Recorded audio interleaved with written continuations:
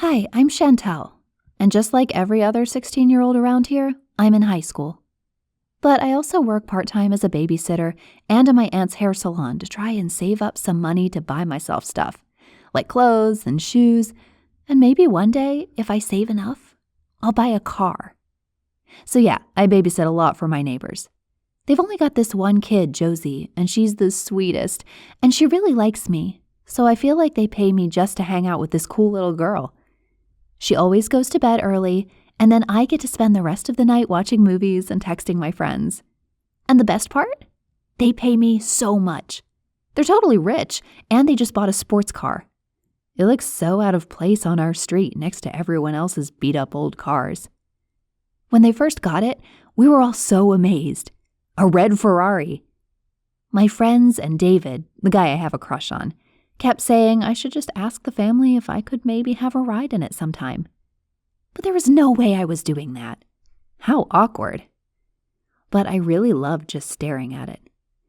I don't know many girls who are into cars the way I am, but I am obsessed.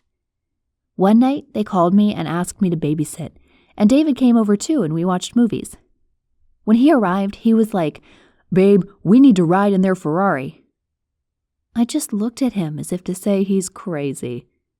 But when we were watching the movie, I suddenly thought to myself, why not?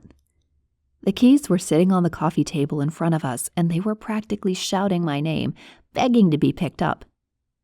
Just before they came home, I grabbed the keys and shoved them in my pocket. I didn't even tell David until the next day when I called him and told him the plan. I knew the family were going to be away the next day for like 7 hours, so it would be easy. The next morning, I woke up early and watched from my window as the family drove away in their other car. The next thing I knew, David and I were sitting in the Ferrari and pulling out of the driveway. Adrenaline was pumping through my veins so much that I didn't even have time to process what we were doing. I mean, it wasn't stealing, right? Because obviously we were bringing it back, and they wouldn't even notice. I'd be so careful. We went to pick up a few of our friends to surprise them, and then we headed to the outskirts of town to see how fast it could go. We were all singing at the top of our voices and having such a party, when suddenly the car just stopped. I'd been so busy having fun I hadn't noticed that the car was close to running out of gas, and then it was too late.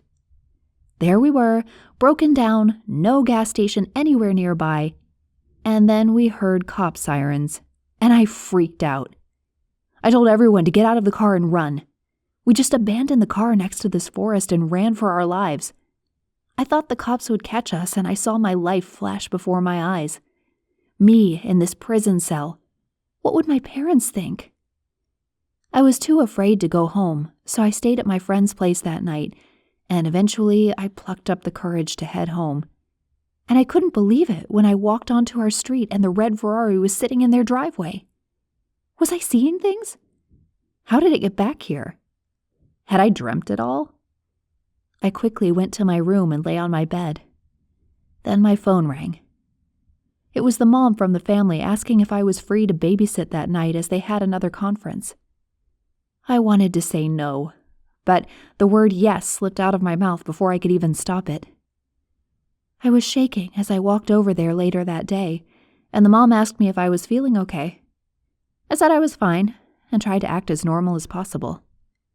As I got into the lounge, she commented on how pretty my nails were, and asked to look at them. As I let her look, I could see my hands were visibly shaking. She looked me straight in the eyes and asked how my day was yesterday, and did I do anything fun? I stumbled over my words and said I went swimming. I don't even know where it came from. I just said whatever came into my mind. Then she just laughed and opened her hand. Inside was a bit of my nail. I had caught it in her car door yesterday. She knew.